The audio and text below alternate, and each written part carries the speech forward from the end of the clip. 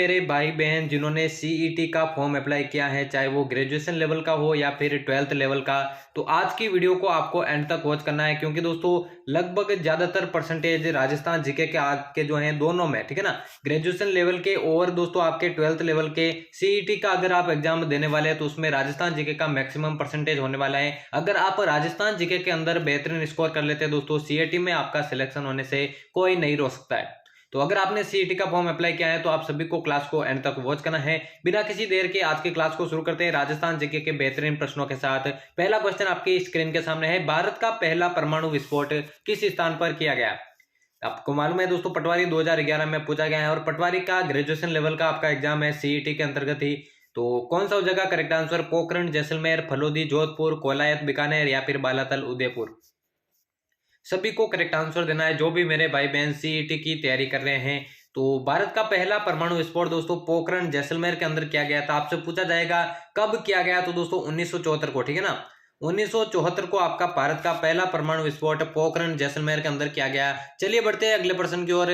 अगला है दोस्तों, निम्नलिखित नदियों में से राजस्थान में कौन सी नदी रुंडित सरिता कहलाती है? वाकल नदी, खारी नदी, बाणगंगा नदी, कोठारी नदी। कौन सी नदी को रुंडित सरिता कहते हैं? जल्दी से आंसर बताएं दोस्तों। सेकंड ग्रेड के अंदर ये प्रश्न पूछा गया है दोस्तों, रुंडित सरिता किसे कहा जाता है? तो दोस्तों बाणगंगा नदी को आपके रुंडित सरिता कहा जाता है। बाणगंगा नदी के बारे में पूछे दोस्तों, बेराट की पहाड़ियों से इसका उद्गम होता है। बेराट की पहाड़ियों जो कि जयपुर के अंदर स्थित है, उससे यहीं से दोस्तों आपकी बाणगंगा नदी का उद्गम होता है। इसके अलावा दोस्तों अर्जुन की गंगा, ठीक है ना, अर्जुन की गंगा, अगर आपसे पूछे कि अर्जुन की गंगा किसे कहा जाता है तो दोस्तों बाणगंगा नदी को कहा जाता है। इसके अलावा दोस्तों रुंडित सरिता किसे कहा जाता है? तो वो भी बाणगंगा नदी को कहा जाता है। तो तीसरा ऑप्शन इसका बिल्कुल करेक्ट हो जाएगा। चलिए बढ़ते अगले प्रश्न की ओर। मंत्रिमंडल सचिवालय का प्रशासनिक प्रमुख कौन होता है?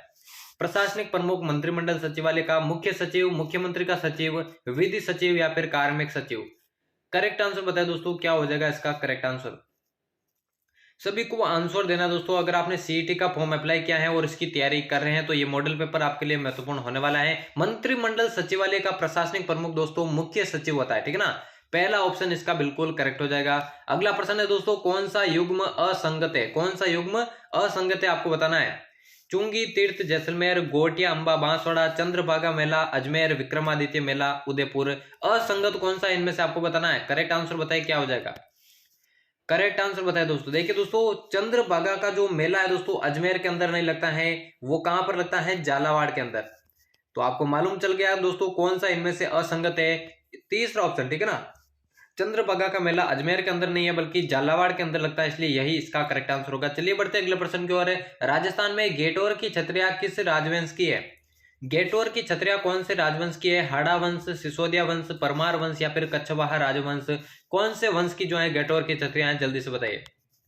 एक एक प्रश्न दोस्तों एग्जाम में आने लायक है, ठीक है ना, प्रत्येक प्रश्न को। अगर आपने बीएसटीसी की तैयारी हमारे चैनल पर की है दोस्तों, राजस्थान जीके के मैक्सिमम प्रश्न, ठीक है ना, राजस्थान जीके के मैक्सिमम प्रश्न दोस्तों यहां से पूछे गए, आप प्ले लिस्ट में जाकर वॉच कर सकते हैं। राजस्थान में गेटोर की छतरिया दोस्तों कच्छवा वंश से संबंधित है। चौथा ऑप्शन इसका बिल्कुल करेक्ट हो जाएगा। कच्छवा वंश की बात करें, इसकी जगह दोस्तों आमेर का राजवंश भी आपसे पूछा जा सकता है। तो गेटोर की छतरिया दोस्तों चौथा ऑप्शन इसका करेक्ट हो जाएगा। चलिए बढ़ते अगले प्रश्न की ओर। महत्वपूर्ण प्रश्न है, यह भी जेंटलमैन एग्रीमेंट किनके मध्य हुआ था? जयनारायण व्यास एवं मिर्जा इस्माइल एवं जमनालाल बजाज, चिरंजी लाल मिश्र एवं जयपुर महाराजा या फिर चौथा ऑप्शन है मिर्जा इस्माइल एवं हीरालाल शास्त्री। बढ़िया प्रश्न है दोस्तों, बड़े बड़े एग्जाम में पूछा गया प्रश्न है। जेंटलमैन एग्रीमेंट का संबंध जो है किनसे है या फिर ये किनके मध्य हुआ था? सभी को साथ साथ आंसर देते जाना है। तो दोस्तों चौथा ऑप्शन मिर्जा इस्माइल और हीरालाल शास्त्री के मध्य दोस्तों जेंटलमैन एग्रीमेंट का जो है हुआ था। चौथा ऑप्शन इसका बिल्कुल करेक्ट हो जाएगा। अगला दोस्तों, शहरिया विकास कार्यक्रम। शहरिया विकास कार्यक्रम किस वर्ष में शुरू हुआ?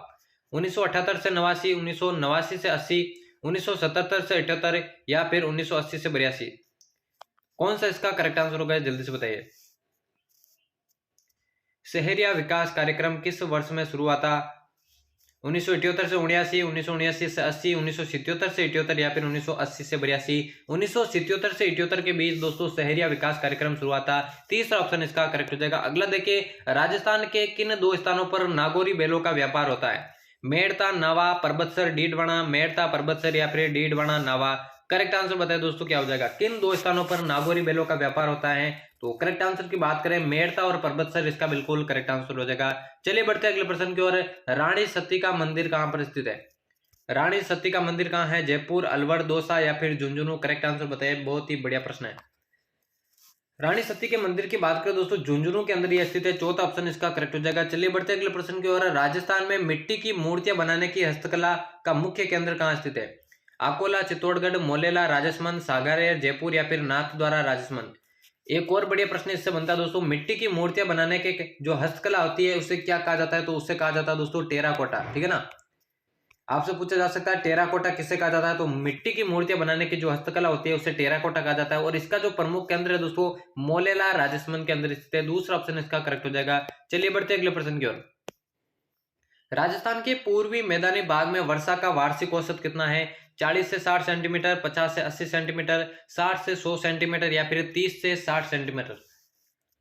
राजस्थान का जो पूर्वी मैदानी भाग है वहां पर वार्षिक वर्षा का औसत कितना है आपको बताना है। तो देखिए दोस्तों 50 से 80 सेंटीमीटर वहां पर वार्षिक वर्षा का औसत रहता है। दूसरा ऑप्शन इसका करेक्ट हो जाएगा। अगला दोस्तों कौन सा युग में सही सुमेलित नहीं है आपको बताना है। 56 की पहाड़िया बाड़मेर, त्रिकुट पहाड़ी जैसलमेर, ऋषिकेश, सिरोही या फिर चौथा ऑप्शन है मालखेत की पहाड़िया जालोर? प्रश्न को पढ़ना है, अच्छे से आंसर देना है, करेक्ट आंसर देना है। देखिए 56 की पहाड़ियां बिल्कुल दोस्तों बाड़मेर के अंदर स्थित है। ठीक है ना, त्रिकुट पहाड़ी बिल्कुल दोस्तों जैसलमेर के अंदर स्थित है। जैसलमेर का जो सोनारगढ़ दुर्ग है दोस्तों बिल्कुल त्रिकुट पहाड़ी पर बना हुआ है। और जो ऋषिकेश पर्वत है दोस्तों वो भी सिरोही के अंदर स्थित है। लेकिन दोस्तों जो मालखेत की पहाड़ियां है, जो मालखेत की पहाड़ियां दोस्तों जालोर के अंदर नहीं है बल्कि सीकर के अंदर है। ठीक है ना, जालोर के अंदर नहीं है, ये सीकर के अंदर है। इसलिए दोस्तों यही एक ऑप्शन है जिसको जो कि असुमेलित है या फिर सुमेलित नहीं है, इसलिए चौथा ऑप्शन इसका करेक्ट हो जाएगा। चलिए बढ़ते हैं अगले प्रश्न की ओर। पूछा गया है सुनहरी कोठी का निर्माण किसने करवाया जो टोंक के अंदर स्थित है? नवाब वाजिद अली साहब, नवाब आमिर खान, नवाब बिरजिस कद्र या फिर नवाब मोहम्मद इब्राहिम अली खान? सुनहरी कोठी का निर्माण किसने करवाया दोस्तों जल्दी से बताइए। देखिए सुनहरी कोठी की बात करें इसका जो निर्माण है दोस्तों नवाब मोहम्मद इब्राहिम अली खान ने करवाया था। आपसे पूछा जा सकता है कहां पर स्थित है? तो टोंक के अंदर स्थित है। चौथा ऑप्शन इसका करेक्ट हो जाएगा। अगला है राजस्थान में सर्वाधिक पर्यटक किस शहर के अंदर आते हैं? अलवर, अजमेर, जोधपुर या फिर जयपुर? करेक्ट आंसर बताइए दोस्तों क्या हो जाएगा। राजस्थान में जो सर्वाधिक पर्यटक है कौन से शहर में आते हैं आपको बताना है। तो बहुत ही बढ़िया प्रश्न है, जयपुर इसका बिल्कुल करेक्ट आंसर हो जाएगा। चलिए बढ़ते अगले प्रश्न की ओर। राजस्थान के किस जिले में प्लाया झील स्थित है? प्लाया झील कौन से जिले में है? कोटा, जैसलमेर, भरतपुर या फिर उदयपुर? जल्दी से आंसर बताइए। प्लाया झील की बात करें दोस्तों जैसलमेर के अंदर ये स्थित है। दूसरा ऑप्शन इसका करेक्ट हो जाएगा। अगला देखिए राजस्थान का सबसे पश्चिमी बिंदु कौन सा है? राजस्थान का सबसे पश्चिमी बिंदु, राजस्थान की अवस्थिति के बारे में अगर आपको जानकारी है तो इसका आंसर आप दे पाएंगे। बोरकुंड गांव, सिलाना गांव, कटरा गांव या फिर कोण गांव? पूछा गया है राजस्थान का सबसे पश्चिमी बिंदु कौन सा है? तो दोस्तों कटरा गांव इसका बिल्कुल करेक्ट हो जाएगा जो कि जैसलमेर के अंदर स्थित है। अगर आपसे पूछा जाए दोस्तों राजस्थान का सबसे पश्चिमी बिंदु और कौन से जिले में है तो कटरा गांव, जैसलमेर इसका करेक्ट आंसर हो जाएगा। अगला है राजस्थान का सबसे पूर्वी बिंदु कौन सा है? आपसे पूछा जा सकता है कि सबसे पश्चिमी बिंदु तो आपने बता दिया, तो बताइए सबसे पूर्वी बिंदु कौन सा है? बोरकुंड, सिलाना, कटरा या फिर कोण गांव? तो सबसे पूर्वी बिंदु दोस्तों धौलपुर जिला है। ठीक है ना, अगर आपसे पूछा जाए सबसे पूर्वी जिला कौन सा है तो धौलपुर हो जाएगा। और अगर आपसे स्थान पूछा जाए तो दोस्तों सिलाना गांव इसका बिल्कुल करेक्ट आंसर हो जाएगा। दूसरा ऑप्शन। ठीक है ना, अगला है दोस्तों सुनारी नामक स्थल किस जिले में स्थित है? सुनारी नामक स्थल कौन से जिले में है? करौली, सीकर, झुंझुनू या फिर जयपुर? करेक्ट आंसर बताए दोस्तों क्या हो जाएगा। सुनारी नामक स्थल किस जिले में स्थित है आपको बताना है। करेक्ट आंसर बताइए क्या हो जाएगा। देखिए सुनारी नामक स्थल दोस्तों झुंझुनू के अंदर स्थित है। तीसरा ऑप्शन इसका करेक्ट हो जाएगा। अगला है दोस्तों अकबर ने नागौर दरबार का आयोजन कब करवाया था? 1570, 1775, 1565 या फिर 1560? नागौर दरबार का आयोजन अकबर के द्वारा कब किया गया था? तो 1570 इसका बिल्कुल करेक्ट आंसर हो जाएगा। चलिए बढ़ते अगले प्रश्न की ओर। शिशुपाल वध का लेखक कौन था पूछा गया है? सूर्यमल मिश्रण, कवि माघ, चंद्रबरदाय या फिर मोहनोत नैणसी? करेक्ट आंसर बताइए क्या हो जाएगा इसका। शिशुपाल वध का लेखक कौन था बताइए। तो देखिए दोस्तों महाकवि माघ। ठीक है ना, महाकवि माघ इसका बिल्कुल करेक्ट आंसर हो जाएगा। चलिए बढ़ते अगले प्रश्न की ओर। निम्न में से भरतपुर संभाग में कौन सा जिला नहीं है? अलवर, धौलपुर, करौली या फिर सवाई माधोपुर? देखिए दोस्तों भरतपुर संभाग के अंतर्गत 4 जिले आते हैं। पूछा जा सकता है 4 जिले आते हैं कौन कौन से? देखिए भरतपुर, ठीक है ना, भरतपुर आता है, धौलपुर आता है, करौली आता है और सवाई माधोपुर आता है। और यहाँ पे पूछा गया कौन सा जिला नहीं आता है, तो दोस्तों अलवर इसका करेक्ट आंसर होगा, जो कि भरतपुर संभाग में नहीं आता है। अगला है दोस्तों, निम्न में से किसको कथक नृत्य की जन्मस्थली माना जाता है? नवलगढ़, जयपुर, अलवर या फिर चौथा ऑप्शन है सुजानगढ़, चूरू। किसको जो है कथक नृत्य की जन्मस्थली माना जाता है? करेक्ट आंसर बताइए। तो सुजानगढ़ चूरू को जो दोस्तों कथक नृत्य की जन्मस्थली माना जाता है, चौथा ऑप्शन करेक्ट हो जाएगा। चैनल को दोस्तों सब्सक्राइब नहीं किया तो जल्दी से कर लेना, क्योंकि इसी तरह की क्लासेज आपको चैनल पर डेली देखने को मिलेगी, ठीक है ना। अगला है, नौगरी आभूषण किस अंग पर पहना जाता है? सिर, गले, हाथ या फिर कान। कहां पर नौगरी आभूषण पहना जाता है? करेक्ट आंसर बताइए। देखिए, नौगरी जो आभूषण है दोस्तों हाथ के अंदर पहना जाता है, तीसरा ऑप्शन इसका करेक्ट हो जाएगा। चलिए बढ़ते अगले प्रश्न की ओर। राजस्थान सिविल सेवा प्राधिकरण कहां स्थित है? अजमेर, कोटा, जयपुर या फिर जोधपुर। राजस्थान सिविल सेवा प्राधिकरण कहां स्थित है आपको बताना है। अजमेर, कोटा, जयपुर या फिर जोधपुर। तो जयपुर के अंदर ये स्थित है, तीसरा ऑप्शन इसका करेक्ट हो जाएगा। चलिए बढ़ते अगले प्रश्न की ओर। सांझी त्योहार किससे संबंधित है? नवविवाहितों से, कुंवारी कन्याओं से, किशोर बालकों से या फिर महिलाओं से। सांझी का जो त्योहार है दोस्तों किससे संबंधित है आपको बताना है। तो जितनी भी दोस्तों कुंवारी कन्याएं हैं उनसे ये संबंधित है, दूसरा ऑप्शन इसका करेक्ट हो जाएगा। चलिए बढ़ते अगले प्रश्न की ओर। पूछा गया है, जगत शिरोमणि मंदिर कहां स्थित है? चित्तौड़गढ़, आमेर, टोंक या फिर उदयपुर। करेक्ट आंसर बताइए क्या हो जाएगा। जगत शिरोमणि का मंदिर कहां है आपको बताना है, करेक्ट आंसर बताइए। तो दोस्तों आमेर इसका बिल्कुल करेक्ट आंसर हो जाएगा। चलिए बढ़ते अगले प्रश्न की ओर। देश का पहला हेरिटेज होटल कहां पर स्थित है? अजीत भवन, उमेद भवन, जसवंत थड़ा या फिर मेहरानगढ़। देश का पहला हेरिटेज होटल कहां पर स्थित है आपको बताना है, करेक्ट आंसर बताइए। देखिए, देश का पहला जो हेरिटेज होटल है दोस्तों अजीत भवन को कहा जाता है, पहला ऑप्शन इसका करेक्ट हो जाएगा। अगला है दोस्तों, मेवाड़ के गुहिल वंश की जानकारी कहां से मिलती है या कौन से शिलालेख से मिलती है? गोसुंडी शिलालेख, कीर्ति स्तंभ शिलालेख, सामोली शिलालेख, दिलवाड़ा का शिलालेख।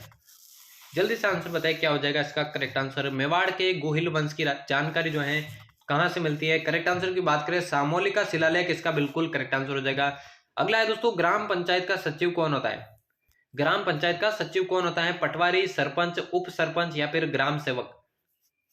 ग्राम पंचायत का जो सचिव होता है कौन होता है? करेक्ट आंसर बताइए जल्दी से। देखिए, ग्राम सेवक, ठीक है ना, ग्राम सेवक जो है ग्राम पंचायत का सेवक होता है, जिसे हम दोस्तों ग्राम विकास अधिकारी भी कहा जाता है, जिसे हम इंग्लिश में वीडीओ कहते हैं, जिसे विलेज डेवलपमेंट ऑफिसर कहा जाता है इंग्लिश में। तो यही जो है ग्राम पंचायत का सचिव होता है। और आज की क्लास का ये होने वाला है दोस्तों अंतिम प्रश्न। राजस्थान का नाभिकीय बिजली संयंत्र कहां स्थित है? 30 में से आपके कितने करेक्ट होते हैं जल्दी से कमेंट बॉक्स में बताएगा। निम्बाहेड़ा, रावतबाटा, भटेवर, सूरतगढ़। करेक्ट आंसर बताए। और चैनल को अभी तक सब्सक्राइब नहीं किया तो जल्दी से कर लेना। राजस्थान का नाभिकीय बिजली संयंत्र की बात करें दोस्तों रावतबाटा, ठीक है ना, रावतबाटा चित्तौड़गढ़ के अंदर ही स्थित है, दूसरा ऑप्शन बिल्कुल करेक्ट हो जाएगा। तो यहाँ पर दोस्तों सीईटी सेट 2022 ग्रेजुएशन लेवल और 12th लेवल के राजस्थान जीके के अति महत्वपूर्ण प्रश्नों की क्लास समाप्त होती है। ऐसी क्लासेस दोस्तों चैनल पर आपको आगे भी देखने को मिलेगी, तो सब्सक्राइब नहीं किया तो जल्दी से सब्सक्राइब करके बेल आइकन को प्रेस कर देना। तो मिलते हैं किसी और नई क्लास में, तब तक लेते हैं अलविदा, धन्यवाद।